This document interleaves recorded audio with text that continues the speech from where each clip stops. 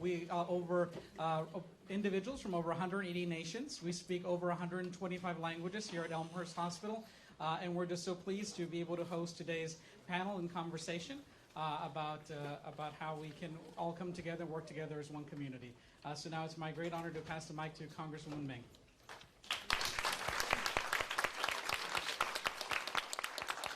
Thank you so much, Mr. Rocha, and thank you to everyone at the Elmhurst Hospital team for making this possible and hosting all of us here today. I'm so excited to be here. First, I want to acknowledge some of our elected officials, Assemblywoman Catalina Cruz, Senator Toby Stavisky, Councilman Danny Drum, and I think that's all. We're really, really excited to have our Speaker of the United States House of Representatives right here in Queens with all of us here today. She has...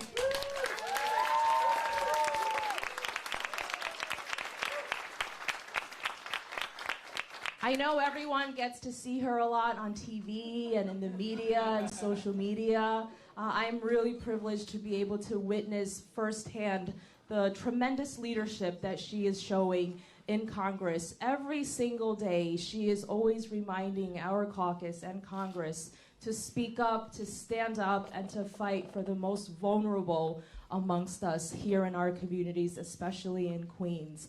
And I'm so thankful that she's here with all of us. She's been a champion for all these different folks in our country. She is an amazing strategist. And you'll hear more from her on how we're working on so many issues that are so important for the people of America. Yes. Nova agrees.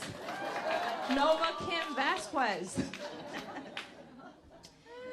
We are also really excited that our Speaker Pelosi is at the helm of leadership of the 116th Congress, which we know is a more diverse and more female Congress in the history of the United States. Even in the toughest times, Speaker Pelosi reminded us that we can't give up and we have to work hard to make it happen. And in 2018, it did indeed happen. So thank you to so many of you who helped make it happen as well. We wanted to invite the speaker. She's had so many accomplishments, but on an issue and on a bill that has really affected so many people right here in Queens, New York City.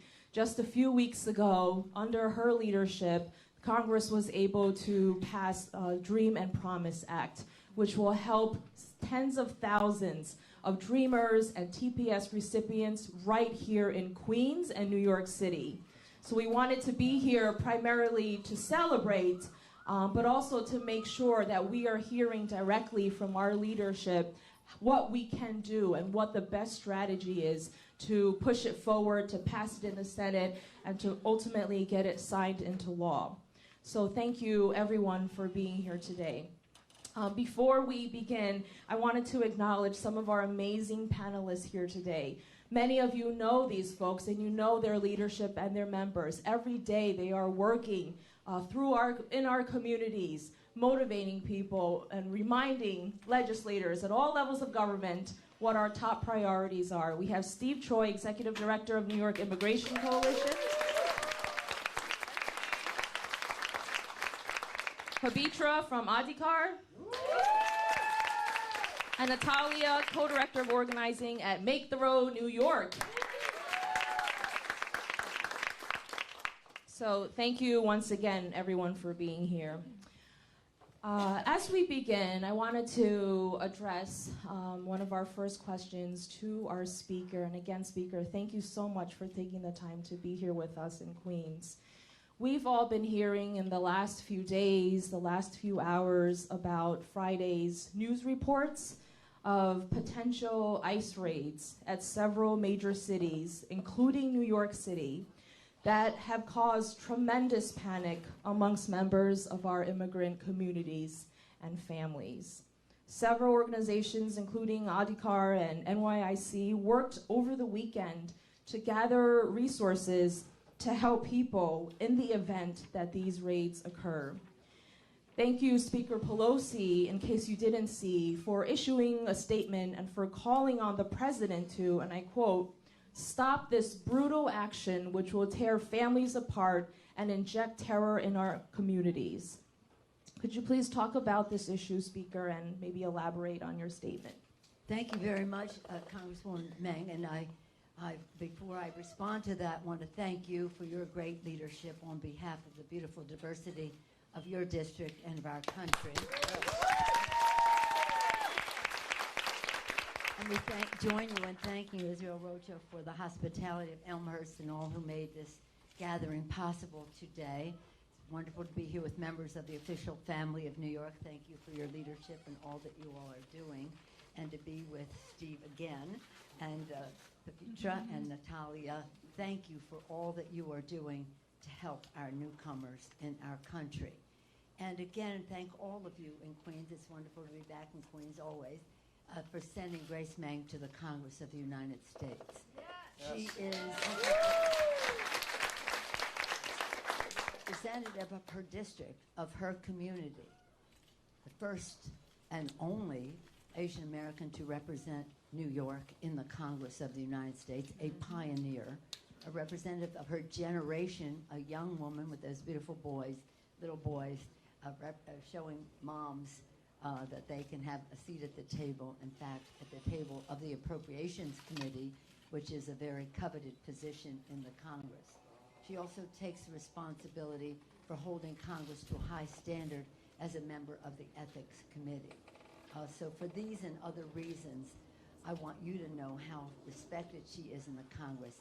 I know how proud you all are of her as your representative in the Congress of the United States. Thank you, Grace Meng, for your leadership. As I respond to your question, let us just stipulate to a few things. One is that the constant reinvigoration of America are our newcomers to our country. Ronald Reagan said that. He said, the vital force for America's preeminence in the world is every new generation of newcomers who comes to America. And when America fails to recognize that, America will fail to be preeminent in the world. We cannot close the door. You look up, this was the last speech he ever made as President of the United States, and it was about the Statue of Liberty. It was about the constant youth and vitality of our country that springs from our newcomers. Secondly, families belong together. That's right. It's a fundamental principle. Families belong together. And I thank all of you for operating on that principle and making sure that immigrants know their rights. In the United States of America, everyone has rights that must be respected. And in this next couple of weeks, it is very important for us to continue to double down on what you have been doing so that when the 2-week period the President mentioned is up, that we'll remove all doubt that you cannot be breaking up families, you cannot be ignoring the rights of immigrants to our country. When I saw that the President was going to have these it was so appalling. It's outside the circle of civilized human behavior to just be kicking down doors, splitting up families, and the rest of that, in addition to the injustices that are happening at the border. We have legislation to go forward to address those needs. But in terms of interior enforcement, what is the what's the point? Well, I won't even go into what the motivation might be for that here, because this is not a political event. But I will say that we did call upon the people of faith, the religious groups that have supported the President for one reason or another, to say, if we all believe in the dignity and worth of every person, there's a spark of divinity in every person that must be respected, how can we tolerate this kind of behavior in the United States of America? So when I spoke to the President, I said, look, I'm a mom, I have 5 kids, 9 grandchildren, and your children are scared. You're scaring the children of America, not just in those families, but their neighbors and their communities. You're scaring the children.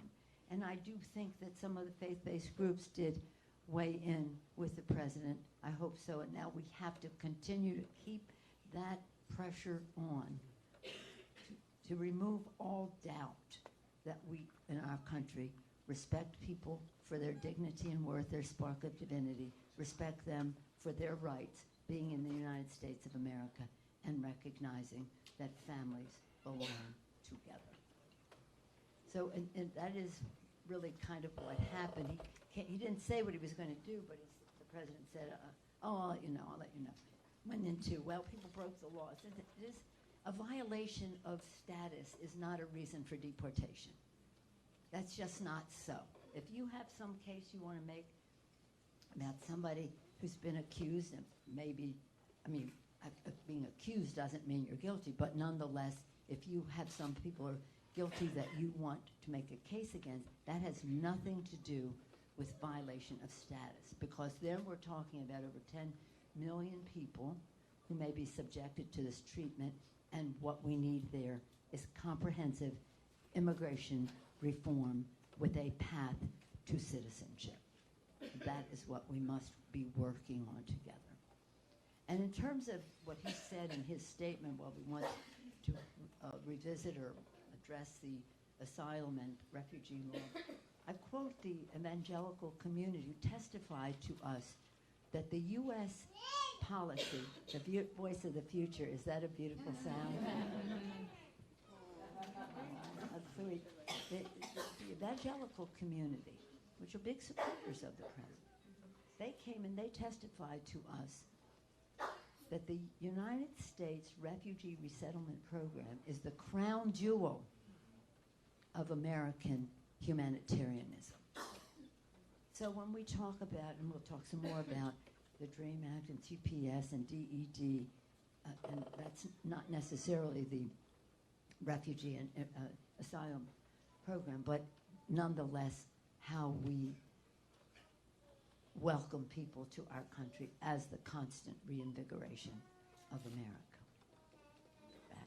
Thank you, Speaker.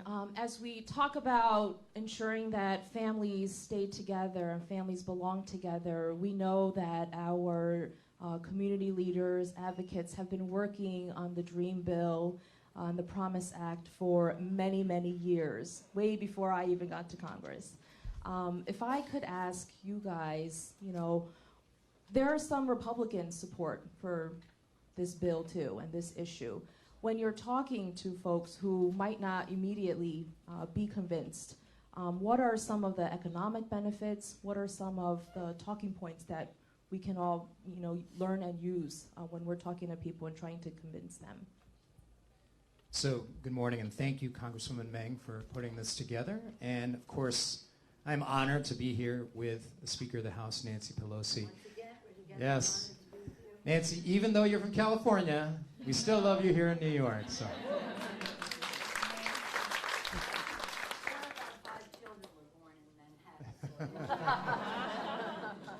So on behalf of New York's 4 million immigrants and the NYC's 200 member agencies, we welcome you here to New York. And you have such incredible organizations that have taken time out of their day to be here with you today. And I just want to quickly mention them: the Minkwon Center for Community Action, Korean Community Services, ADICAR, NICE, African Communities Together. That's just a few of the organizations that are here because they're so excited to be with you. I would just say from our perspective, there's so much work that needs to be done, both on DREAM and Promise and on other issues. We've made a lot of progress recently here locally in New York. We just passed driver's licenses here in New York State last week.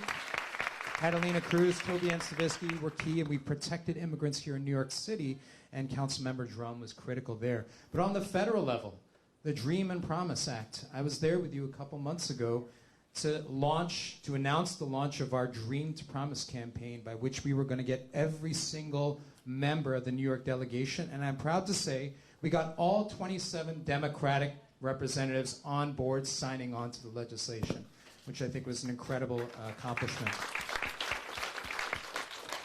You know, we have a lot of room to work on this. You know, I have to say we were a little dismayed at some of the debate that happened internally when some of the amendments came down where There were some very controversial pieces about gang conduct added to the bill.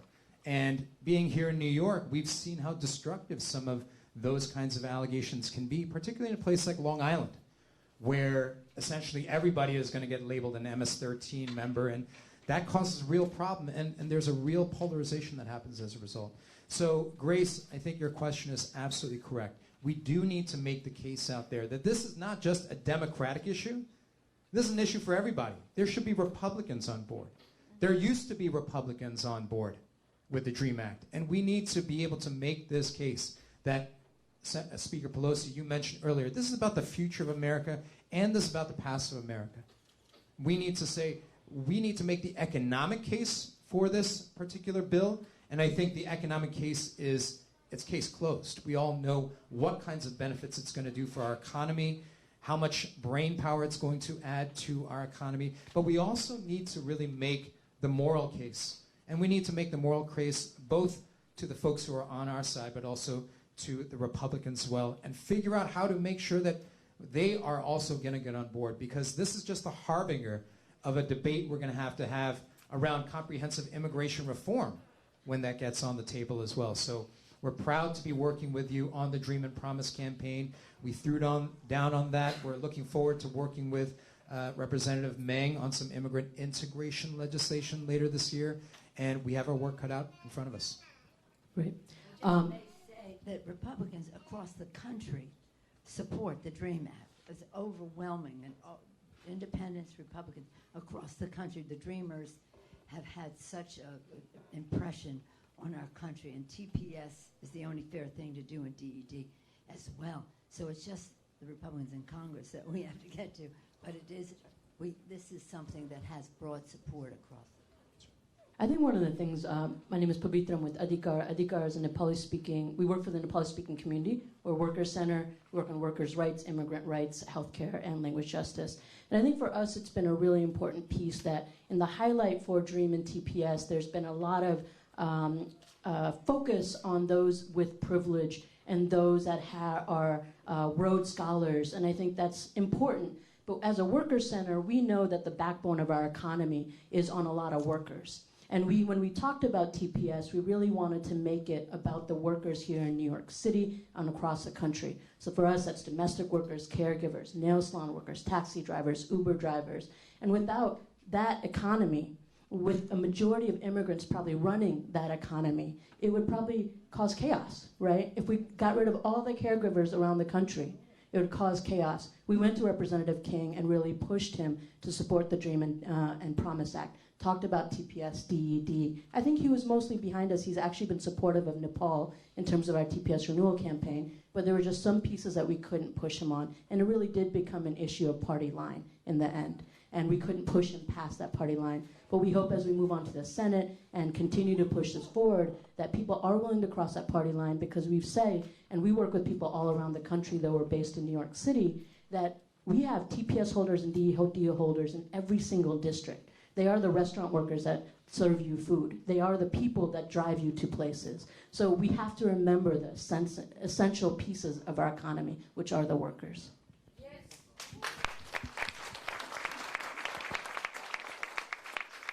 So hi everyone, my name is Natalia. It's working, yeah. From Make the Road New York, we're a community organization that is in New York. We're here in Jackson Heights and Brooklyn, Staten Island, Westchester, and Long Island. I want to thank you both for having such an important event here, for coming to our district. And I'll just mention a little piece from the DREAM Act and on the DREAM movement. You know, I started actually fighting for this in 2005 and was in Washington when we failed in 2010. And it was a huge hit back then. And for those who may not know what I'm talking about, was the push for the DREAM Act, where we were the closest ever. And you know, since then, I think nothing has gotten our community as excited as HR 6, so I thank you for your leadership on that. And I think it's really important that as we work on this and as we push forward, one thing that we've learned from the DREAM movement is that our parents are essential, and we were not able to come here without the sacrifices of our parents. And so we want to make sure, like our lesson learned through the struggle have been that we make sure that as we push for young people and we push for those who came here when they were younger, that we uplift the struggle and the strength and and everything that it takes to figure out how to give your kids the future they deserve. And so when we talk about parents, we need to be talking about how courageous they are and how they are the original dreamers. And we owe basically everything to them. And so we're going to be pushing the Senate. We want this to become a reality. And we also want to make sure that there is no amendments in the Senate that will harm our community more than it will provide a relief. I want the record to show that we did pass it in the House in 2010. Yes, that's right. We were very, very proud of the effort, and members and many of the New Yorkers. Lydia Vasquez was the chair of the Hispanic Caucus at the time, and Lucille Roba Allard was her bill at the time. And then it went over to the Senate, couldn't get 60 votes because they have a 60-vote thing.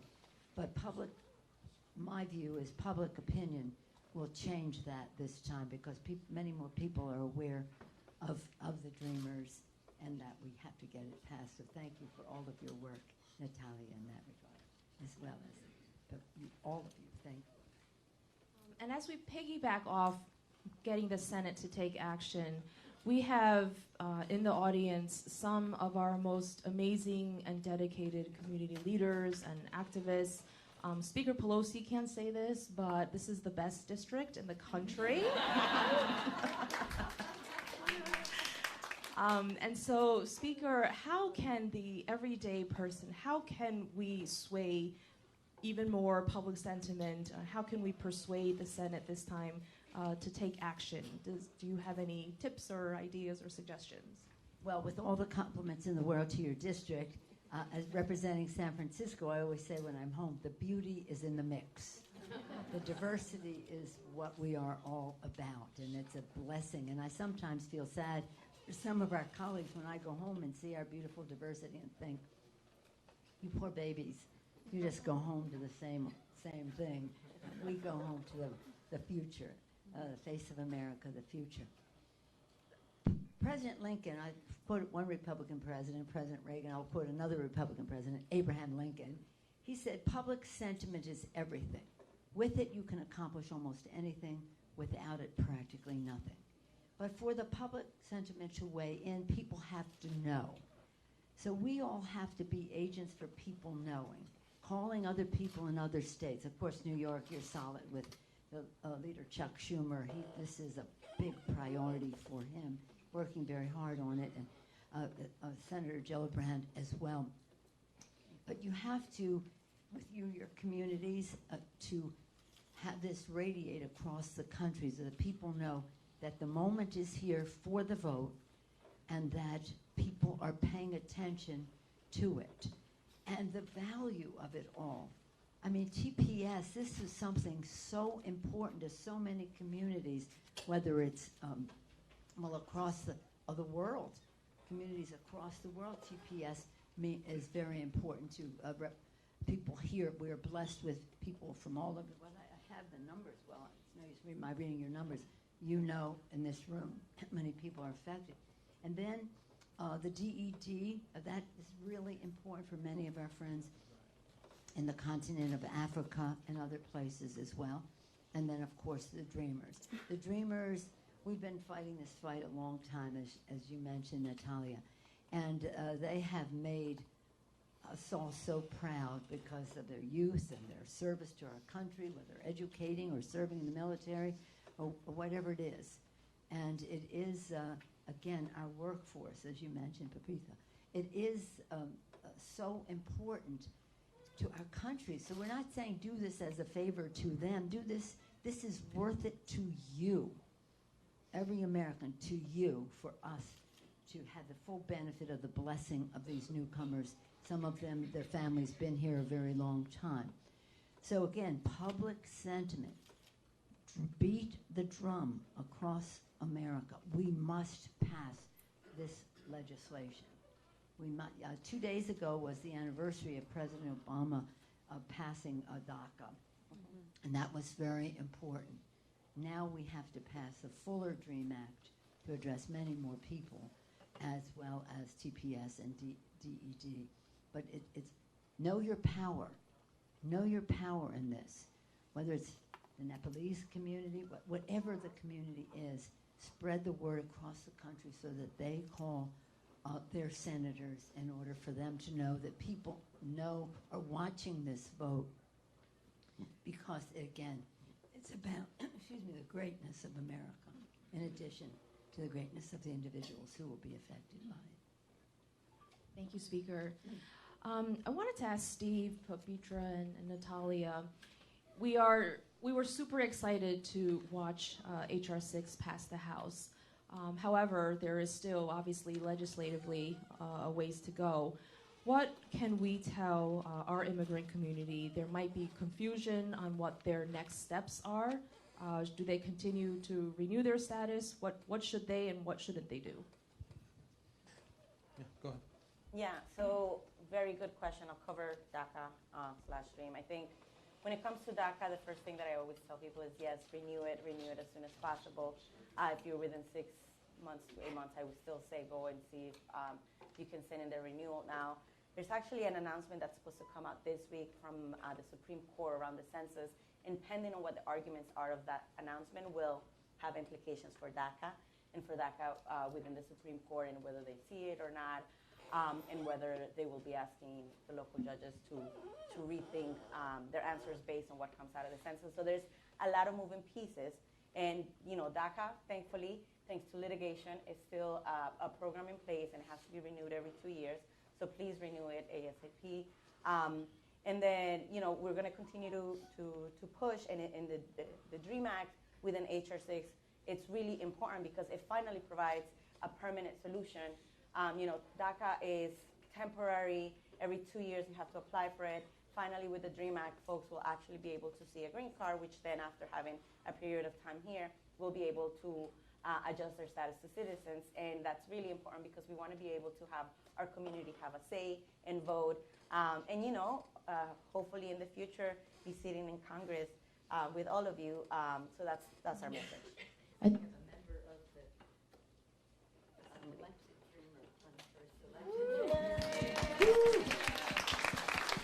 Assemblymember Catalina Cruz. I want to say for TPS, we are also in the middle of litigation for 6 of the countries. And so I think it's really important that we pay attention both to the legislative prospects, but also what litigation is doing. The deadlines for how far the litigation has moved, all the countries are different. For the Nepali community, it's March 24, 2020. But that's a lot of uncertainty to live in for communities, right? A lot of folks own homes, cars, have businesses, and they're trying to figure out, are we going to be able to stay or are we not? Which is why we've gotten people invested in the fight around legislation for permanent residency. Even though Nepal's only had TPS since 2015, a lot of our people have been here for decades. And so we have, one of the wonderful parts of the legislation is it doesn't just cover current TPS holders, where there are about 15,000 Nepali TPS holders. It covers all the people that could have qualified for TPS when TPS was granted. So that would be upwards of almost, we would estimate, 40,000 people across the country that are Nepali that would qualify for status change.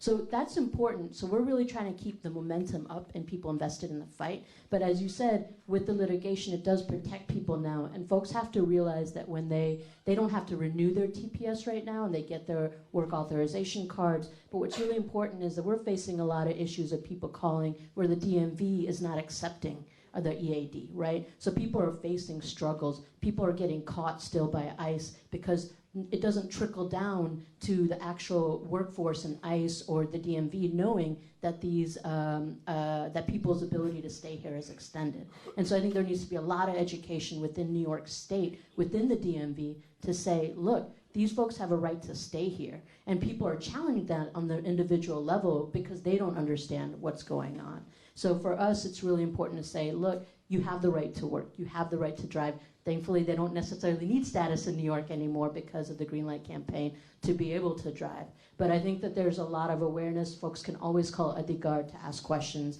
and we do language accessible work. And I would say that both Natalia and Pavitra are absolutely right. There is a heroic amount of education, litigation, and legislation that's been done to try to protect immigrants and be able to make sure that immigrants with DACA, with TPS, have some form of protection. But the bigger issue is really something that the speaker mentioned earlier. With public sentiment on our side, there's no limit to what we can accomplish. And as long, and I can say this, I can be political in a way that you might not want to, but as long as there is Donald Trump in the White House, and as long as his party has a majority in the Senate, we're going to continue to see these kinds of attacks and assaults on our immigrant communities, both little and big. Whether we're talking about canceling the ability of H-1B spouses to work, or whether we're talking about large things like immigration reform or these raids that they were going to do over the weekend. We need to figure out a way to take back our country. We need to figure out a way to emphasize again that immigration for so long has been the lifeblood of this country, and that we need to send a signal to the Stephen Millers and the Steve Bannons of the world that this is our country, and that immigration is good for the United States, and we need to see the kind of immigration reform. We need to be on the offensive instead of always being on the defensive. And so we have about 15 months to be able to figure out how to get that done.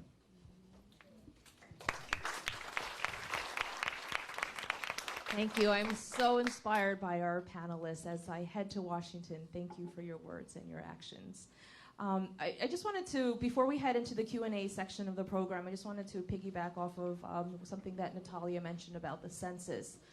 As you know, we are very imminently going to hear the results of the Supreme Court decision in light of the citizenship question.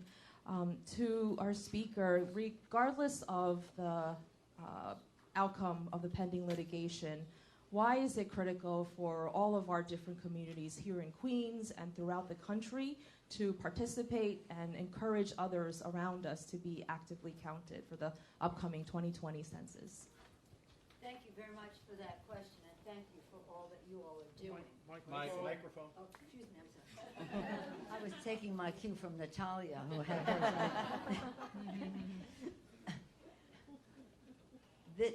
Thank you for all that you all are doing, and I just will say in terms of all of this, just to be fair, this president is a departure from previous Republican presidents. I told you about President Reagan, President George Herbert Walker Bush, President Clinton, President George W. Bush, President Obama, all subscribed to the idea that newcomers to our country make America more American.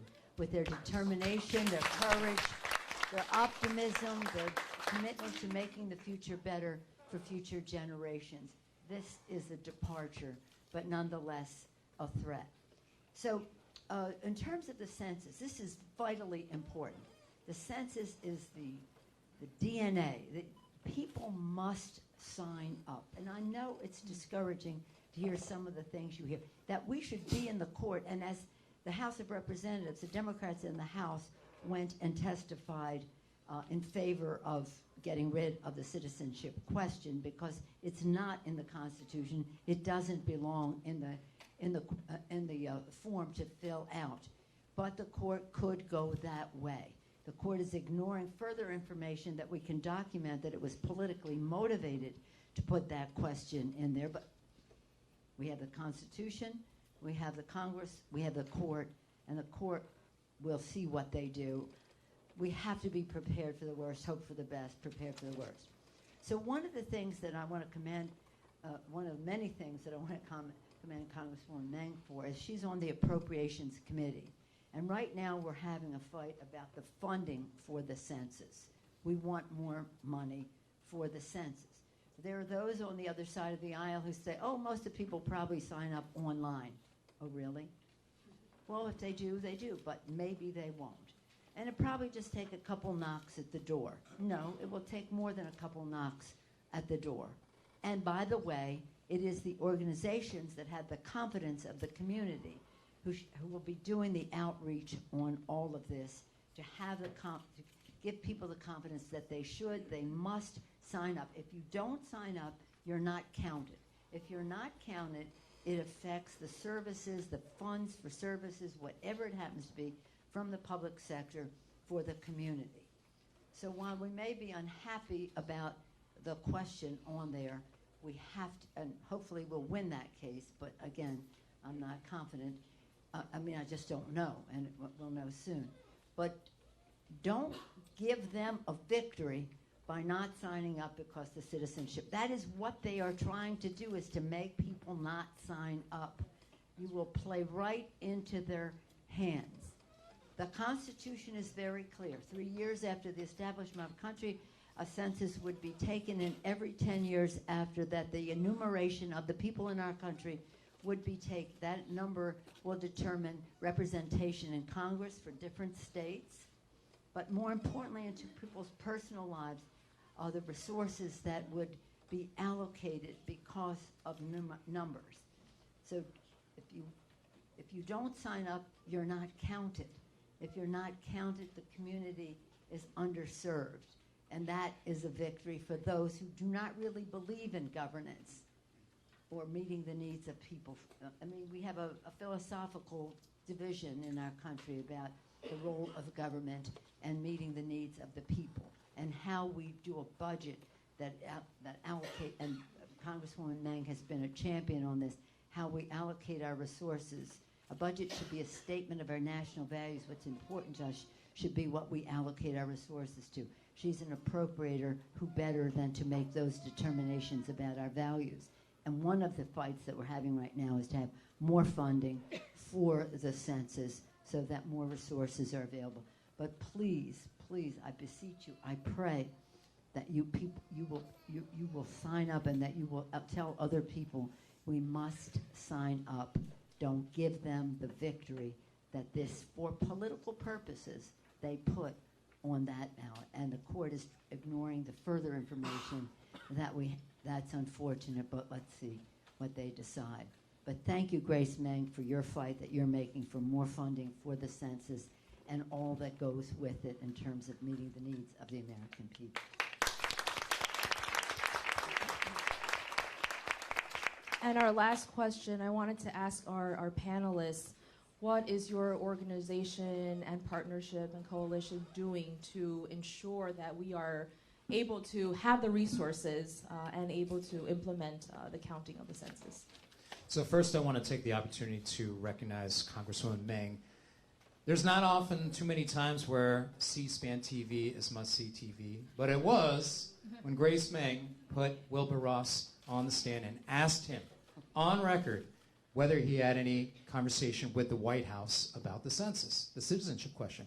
And he basically lied to her face and said no. But Congresswoman Meng put him on the spot, made sure he answered the tough questions, so thank you for your leadership on that.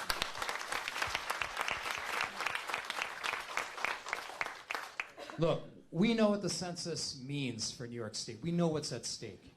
And with apologies to late 90s hip-hop fans, but the census is about money, power, and respect. It's about money. Every single New Yorker who's not counted is worth $4,000 in federal money that's lost. Think about what that means for a place like Elmhurst Hospital. Think about what that means for this district, the schools in this district. And power. When you think about the political power that is apportioned by the census, New York lost 2 congressional seats the last time around because we didn't have a great count. You don't think we could have used those votes when it came to the Dream and Promise Act and more? And we're projected to lose the most congressional seats again this year, bar none, of any state in the country. We cannot allow that to happen. And of course, respect. This citizenship question is a question that was baked up in the minds of Steve Bannon and Chris Kobach just to scare immigrant-rich states like New York from participating. We cannot allow that to happen. So that's why we've worked with an incredible coalition that we founded called New York Counts 2020.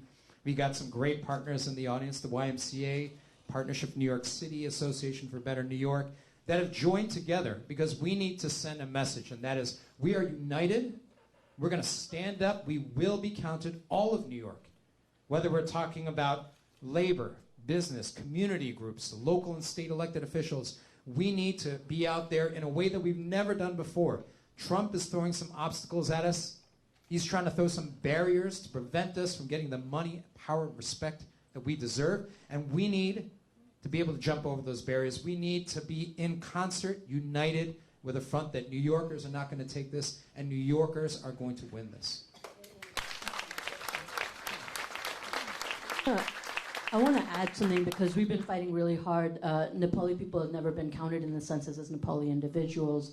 And so we have really put efforts out there, not just in New York, but around the country to get Nepali on the census. I think one of the things that's really important is that oftentimes when money allocation comes, because you do need money to do the census, that they go to larger organizations and not necessarily the grassroots organizations that have the competency in the community. And we've been fighting for the last 6 months, whether it's in the county level, whether it's in the city level or the state level, to say, look, how do we get the direct allocations to those of us that actually have the competency in the language, but also on the ground and the trust because of the census question to get people to actually fill out the census. And I think if you get budget allocations come too late in the game, it doesn't give us the effort and the needs that is needed to really get people to be counted. And so I would just say it's really important. I know you all are fighting hard for these allegations, but to get that out in the community now, because we need to start working on census on the ground now.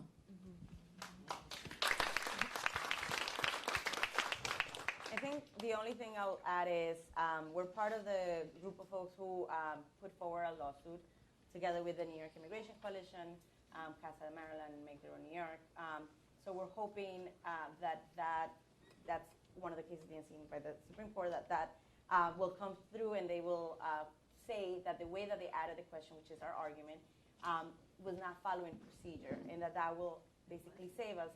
But the Census Bureau, this morning I was listening, released a report, and it says that about 9 million families of mixed status are likely not to fill out the census because of the question.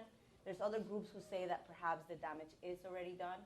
And I am an optimistic sometimes, and so I want to say that we're going to fight really hard to make sure that that damage is not done, that we are creative about how we're helping people fill out the questions, that I think a lot of our community members, especially maybe perhaps either older folks or folks who haven't been or are not too accustomed to like online forms or technology, that we can take the time to help them fill out this, because to be honest, if a government agent or person that works for the government goes to knock on your door, that may be a scary feeling. But if it's a community organization that you've been working with and that person is helping you out, then the outcome can be different. So we really have to look at this, especially as community organizations, as an education campaign or organizing campaign or whatever it is, that the way that we look at our work and make plans to make sure everybody's filling this out. And for that, we're going to need everyone. And the census does not share information with other departments, so whatever people are going to say, it's not going to be shared, for example, with USCIS or with ICE, which is ultimately people's fear. So we really need, for our schools, for our hospitals, for everyone to fill it out. Thank you.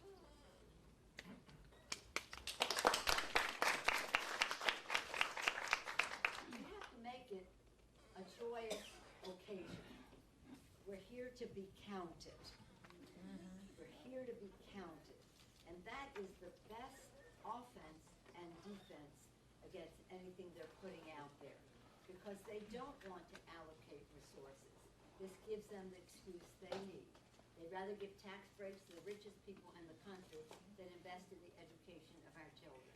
And that, understand, I don't mean to be a fearmonger, but there's a philosophical debate. They don't believe in governance and meeting the needs of people. So let's just shrink that universe, shrink that amount of money, and then give tax breaks at the high end. So this is, I'm sorry. Just a thought. I'll probably repeat it, but. So we have about 12 minutes. We're trying to get through all the questions. Some are similar. You can see it right here. I'm going to consolidate or try. I have a question for our speaker and our panelists. Thank you for your part in stopping the ICE raids planned for yesterday. What advice do you have for the immigrants in Elmhurst and other parts of New York City if there are ICE raids here? Well, let's hope that that does not happen, because this interior enforcement is a very mean-spirited approach for them to take. If you want to change the law, let's work together to do that. But understand that, and again, I want to commend all of you for the work that you are doing. I would just say this: unless they have a warrant, they have no business coming into your home to search. If it's just well, let me read it, because this is very important for me to say to you. An ICE deportation warrant is not the same as a search warrant. If that is the only document ICE brings to a home raid, agents do not have the legal right to enter your home. If ICE agents don't have a warrant signed by a judge, a person may refuse to open the door to let them in. And an administrative order of removal from ICE or immigration authorities is simply not enough. So know your rights, and you all are doing such a great job to make sure people know their rights. And again, we beyond those particular families, all of us have to embrace them. This is not America. This is not what we do to people. We do not break up families because of a status violation. That's just not right. And again, the fear that we have beyond the fights that we're having at the border, where we will pass legislation this week to meet the humanitarian needs at the border. And that's very, very important for us to do. And we have to recognize we're in a Republican Senate, a Democratic House, and Republican president, but we have the minimal interior enforcement, no wall as we go forward. But in terms of interior enforcement, this is what is the president said before his rally. I mean, he said it before his rally. He's going to round up millions of people. Really? He wasn't. So now they're saying it's 2,000. One is too many. One is too many. But I call upon faith-based organizations, community-based organizations, people to just say, this is not America. This is not who we are. And we will not tolerate this disrespect of splitting up families in a way that disrespects the rights that people have in our country. In disrespecting the rights that anybody has in our country, we diminish who we are as a country. So let's just all join together. You've talked, Steve, about other initiations of activities of when they tried to do something like this before. I don't know if you want to speak to that. Yeah, I do feel like the actions of this administration are just so egregious and so offensive that we need to be able to do two things. One thing we need to do is to make sure we're responsive to the needs of our immigrant communities that are feeling at risk. And so I just want to commend the city. New York City has done a great job in working closely with us, our network of legal service providers. And the one thing that I would say is if you have any questions, talk to a lawyer, an immigration lawyer, talk to a community organizations like the ones here, or give the ONA hotline a call. Their number is 1-800-566-7636. I feel like I'm on an infomercial, but this is actually much more important. So 1-800-566-7636, and you can get multilingual help and access to an immigration attorney. But the second thing is we need to register our outrage at this. Think about this. When we have gone to the streets, when the Trump administration tried to do the Muslim ban, we mobilized thousands of people to go to JFK, and then hundreds of other mobilizations happened across the country, and the Trump administration had to take a step back. And last year, when you think about the family separation crisis, we organized an event where more than 20,000 people marched over the Brooklyn Bridge, together with hundreds of other actions all across the country, and we forced the administration to take a step back. So I think the moment is now upon us again to say immigration is not a political football. To say that you're going to deport millions of immigrants, that's not a talking point for your political campaign. That's outrageous, that's egregious, and we will not stand for it. And so we're going to need to have some concerted action. So thank you, Speaker Pelosi, for bringing that up. And I would say to go to your places of worship, whatever that manifestation may be. If you don't worship, okay. But if you, that's okay with me. But if you do, because they have to hear from people of faith that this is a violation of these people being children of God. They have to hear from those people because those are some of the people who got them elected in the first place. So the more the faith-based community weighs in on this, the more others in the faith-based community will have to weigh in on this. I want to add, I think that the other piece is people have the right to language interpretation. So if they come to your door and you can't understand, you have the right to ask for language interpretation. But the other piece is that the raids were really scary, and we prepared for them in the weekend. But New York City is a sanctuary city, and what we've also seen is, though police should not be collaborating with ICE, a way in which there are a lot of traps set up by police that then send people over to ICE, right? And so I think there's a lot of examination that needs to happen in terms of the city, in terms of the way that people get caught up in the system, that then send people into the immigration system. Another piece is we work with a lot of service providers in the city, but they're overwhelmed with cases, right? And so we don't know if there's a raid that's going to happen if we actually could get a legal service provider as well as a language interpreter that actually is interpreting well to be able to support the individuals and the communities that are being raided. And so I think there needs to be a lot more allocation in the city towards legal services for immigrants. And that's a critical part of being prepared for raids. I'll just add to this that an organized community is the best response that there will be to raids. I call them kidnappings because if somebody leaves their home and they're not coming back and nobody knows where they were at and how they disappeared, it's kind of like a kidnapping.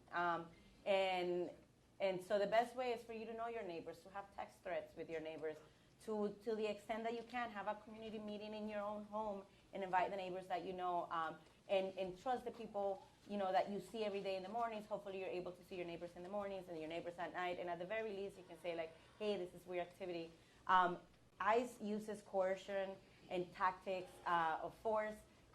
They will try to get into people's homes. They will try to say that they're looking for someone who maybe lost their wallet and they're giving it back. They'll try to be crafty so that people open their door. Don't open their door. Don't talk to someone that you don't have to. The same thing for a car. Your car, you're not supposed to be searched unless they have a warrant as well. And so the best protection is going to be to always stay quiet, to not tell them anything, whether it's about yourself or the neighbor. We've seen in the past where they do collateral arrest. Collateral arrest means that if they're going to look for Jose, but they found Pablo, they pick up Pablo because Pablo wasn't able to say a lot about himself, so they were just okay, we'll pick you up instead. And so a lot of the incidents that are that could have been prevented are usually the ones where people, if they would have stuck to their rights, meaning not opening the door or not saying anything else beyond their name, that they could have been saved, or maybe not picked up, or maybe just not given the information of a neighbor, not knowingly. And also that ICE often shows up at people's house with a vest that says police, unfortunately. And so again, unless you have a warrant, you never have to open your doors to police or ICE or anyone that you don't know. And I want to say at noon, Hate Free Zone, which is a local coalition in Queens that we work with, we're having an actual press conference to denounce the raid right in Diversity Plaza. Last question. This is a more practical question. It's two parts. I think it's two parts. I am a dreamer. Under H.R. 6, am I allowed to apply for conditional permanent resident status now? Part 2, under H.R. 6, TPS holders of which countries would be eligible for permanent resident status? And thank you, Senator Jessica Ramos, for joining us.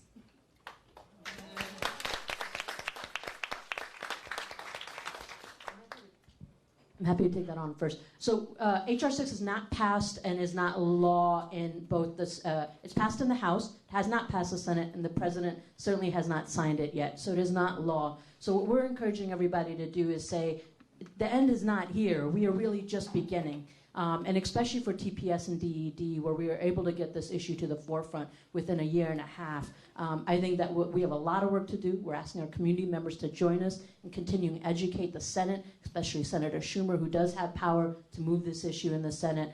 We want to move this bill with less compromises in the Senate if it's possible. And even if we're waiting till after 2021, we have to set the standard now. So again, no, you can't apply for permanent residency, but we're hoping we can get to a place where this becomes law and folks are able to do so. There's going to be a lot of qualifying factors, but at this point, for TPS and DED, as long as you had TPS or DED or qualify for TPS or DED in all 13 countries, including the countries Obama terminated, you would be able to, if this passed into law, qualify for permanent residency. I just may say one, I don't want to call it a ray of hope because I don't necessarily have confidence in all, but But in my conversation with the president the other night, he said, I'm not going after dreamers.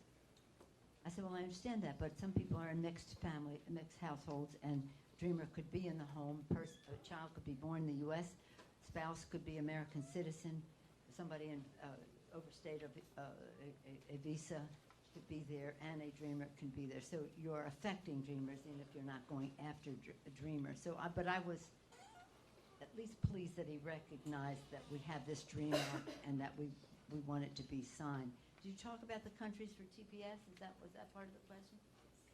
El Salvador, Honduras, Haiti, Nepal, Syria, Nicaragua, Sudan, Somalia, South Sudan, Yemen.